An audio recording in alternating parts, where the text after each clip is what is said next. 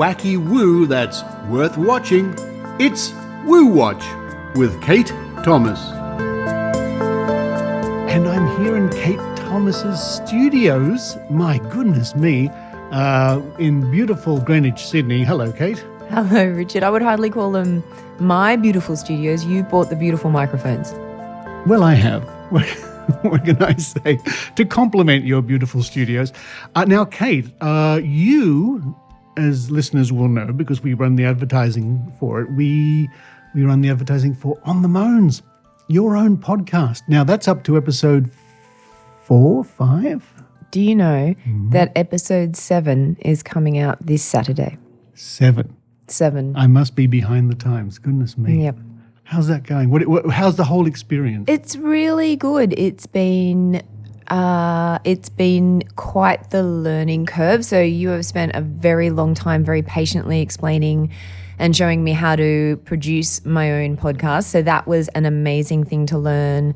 If you'd asked me probably even 3 months ago, I wouldn't have said that was on the cards. So isn't it good that you can still learn things as you get older? And I just also think it's amazing that there's so many people from around the world listening. So every time I log in, there's a new country, there's new cities. They're not always English-speaking countries or cities, and I just think that that's amazing. It is. It's really interesting. You'll get interesting feedback from all around the world, and I imagine that's starting to happen now. You're getting interaction. Getting some lovely interaction, some lovely positive feedback, some lovely positive reviews. So I welcome anybody to let me know what they'd like me to talk about, or if they've got any constructive criticism, I'm always open to improvement. And it's On the Moans, and folks, you can find the link to that podcast at the Skeptic Zone homepage at skepticzone.tv. Now, you've recently come back from Hawaii. Yes. And I must say you're looking tickety-boo. I see what you did there. Yes, Hawaii was amazing. Hawaii was as beautiful as it is in the pictures. They do something to the water, I tell you. They get out overnight and they dye it blue. They must do. And they warm it up. Can't possibly be natural. It's so amazing. Now, of course, I say tickety-boo because listeners might remember last week we were talking about and the prosecution of a woman up in Queensland for using or selling this product from the tickety-boo business. And it's quite extraordinary. As listeners will remember last week, I went into the history of and what it is and what it's supposed to do. And I don't know if you've seen some of the pictures, but they're just horrifying. Well, it's corrosive. Yeah. So you'll know a lot more about the history of it than I do, but I think it's amazing that she had a product. So she had her bloodroot and that were meant to be cures for anxiety and cancer. Like there's such different diagnoses. Yeah. And yet these things were meant to cover all these bases.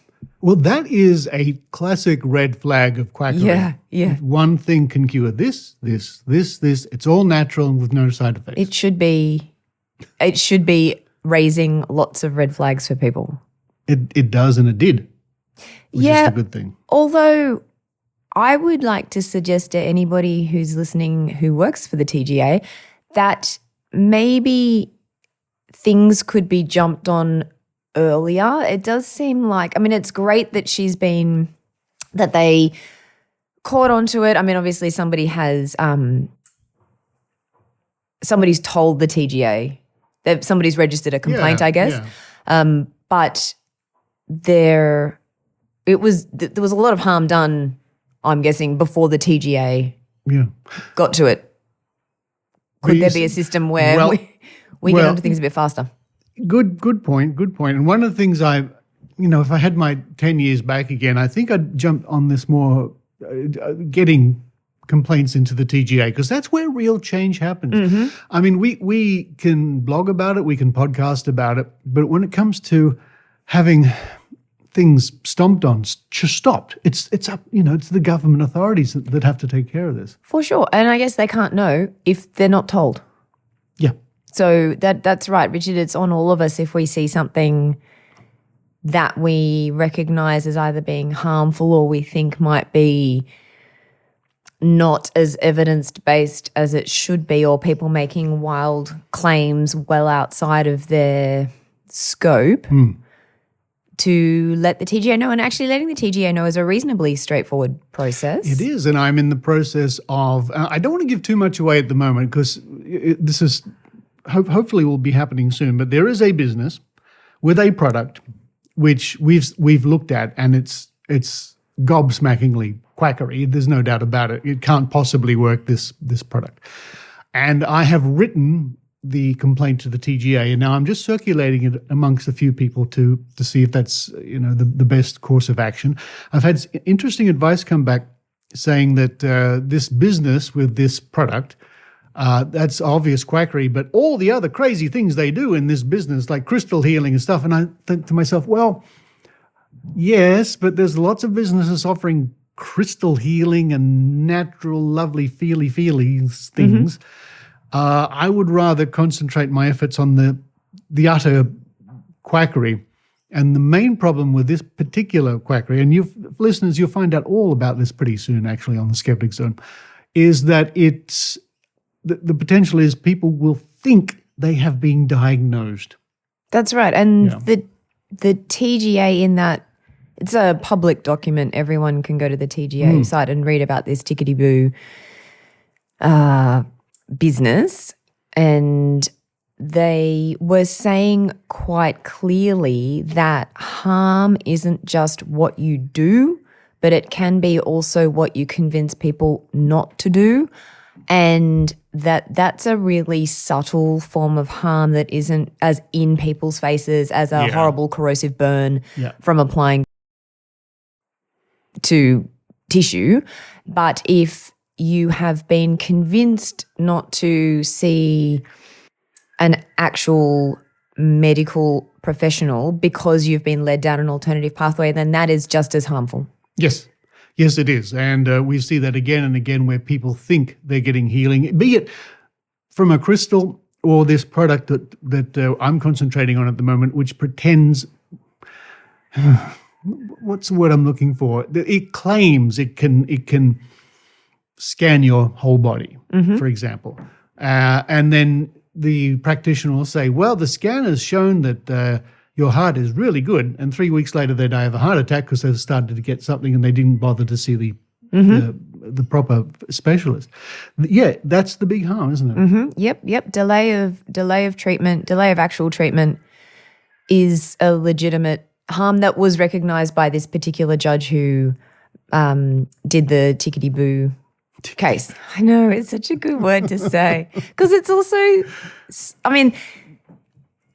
I would say that the language that is used is just as big a red flag as some of the claims that are made as well. So we teach people how to spot email fraud because of particular language that's used or perhaps spelling mistakes or whatever it is. But as part of email fraud education, you're looking for a particular type of language, right? And the same applies in healthcare. If you're seeing a practitioner, and people can't see me because it's a podcast, but I'm using inverted commas, then that's me doing my air commas. Then that should raise a red flag because actual medical services don't have names like that. And actual medical services don't use language like that. And in the same way, you're looking for things to help you with scams, you should be, that should be raising. That's a really good point. Yeah, it should almost be part of the high school science course. Look out for this. Look out for these words, this marketing, because it doesn't work. It's quackery. Again, this one product, be it a pill, be it a whatever, it will fix all your problems. That whole notion is a big, one of the biggest red flags there is. The other one is doctors don't want you to know about it. Yes. That's another big red because flag. doctors classically like to gatekeep information. I think when you're having that kind of conversation with people, it's not a science-based logical conversation. It's become an ethics-based personality conversation, hasn't it? It's not here are my facts, here are your facts, let's put them together. It's no, I am not one to be taken in by big pharma or medicine, and that's now my value proposition. Yeah. And it's so easy to fall into the trap of conspiracy theories when somebody comes along who you perceive as an authority figure or somebody you maybe trust anyway, says, look, I've got the inside information. They don't want you to know about this, but this, take this pill and so on and so on. And you see that in the comments of this Tickety Boo, for example. Now, she has put up a fundraising campaign and the comments. That's we're crazy. with you all the way. The government are evil, blah, blah, blah. Yeah. Yeah, look, and that's not you almost can't engage with people at that. It's hard. At that time. And really all we can keep doing is saying over and over again as we do, look for these kinds of language, look for this kind of if it sounds too good to be true, it probably is. That's a good rule of thumb, yes. Well, it is a good rule of thumb, and we instinctively know that in other areas of life, but we seem to have a bit of a blind spot for it when it comes to health and wellness. Well, we have a blind spot in a lot of things. Maybe. It's just being part of being lumbered with being human. I think we have to cope with our evolved brain, which does a pretty good job by and large. It does. But, yep. In a society which is more complex than we have evolved for, if you see my meaning. The human being evolved to maximize in a certain state, and society has become so absolutely ridiculously complex that I try to keep that in mind because people can find it difficult at the best of times. For sure, and everybody finds things harder or easier than other people at different times. I guess I was really just thinking about myself at the gym this morning, thinking, I'm finding some of those movements harder than other people at the gym, and that's fine because I'm me and they're them, and it doesn't matter. I'm just doing my best. But when it comes to that's a situation where it actually doesn't matter. But when there's actual risk and harm is when we need to be sure we're taking care of people who maybe don't have, as our lovely friend Annie would say, their critical thinking caps on. Some people don't have their critical thinking caps on. Some people are still looking for their critical thinking caps. Yeah. So we need to make sure we're taking care of those vulnerable people. Yeah. It's a tricky path. It really is. And I'm glad you're there on the path with us. Thank you. Thank you. I'm new to the path. You're new to the path. It's like a tightrope. You've got your balancing stick and you're doing the best you can. Yeah. And you're now in the world of science communication, I guess. Yes. I would never have considered myself a science communicator, but I suppose when you are on the front line of healthcare, then that is your substantive role. If you're anybody, a physio, a nurse, a doctor, a pharmacist, a dietitian, whatever you are, if you're with somebody and you're delivering education or information, then it's a very precious role to be in. And I think that when people are able to feel like they can tell you about their problems, then you need to be really careful with it and make smaller claims, not massive, large, overarching claims like, I can fix all of this with one tablet. You need to be more careful and more trustworthy. Yeah. I would say. No, you make a good point. It is the red flag. Don't listen to people who say this can cure everything or it's got a 90% success rate, which the doctors don't want you to tell you about. That's when you turn around and walk away. Yeah, these people are not your healthcare providers. Not your healthcare. Well, I'm glad you are a healthcare provider. Me too. Yeah, it's a very good job. I think it suits you very well. Kate Thomas here in your own studios, which I quite like the view from your studios. It's all right, isn't it? Right, It's all right. You must get a lot of birds coming A over. lot of birds. A lot of birds. Can't you hear that one crying? Oh, vaguely. I hear a dog panting somewhere. Oh, there's a dog around here somewhere. It's a little dog, but that cuckoo I think it is, comes from Papua New Guinea, and the bird lays the egg in the nest of other birds. Right, and so yes. there's this massive bird out there being cared for by a poor little magpie, and it just cries all day for food. Luckily, it goes to bed. Otherwise, Isn't nature wonderful? I don't know. I'm ready for this one to move on. Kate Thomas, thank you very much. Thanks, Richard.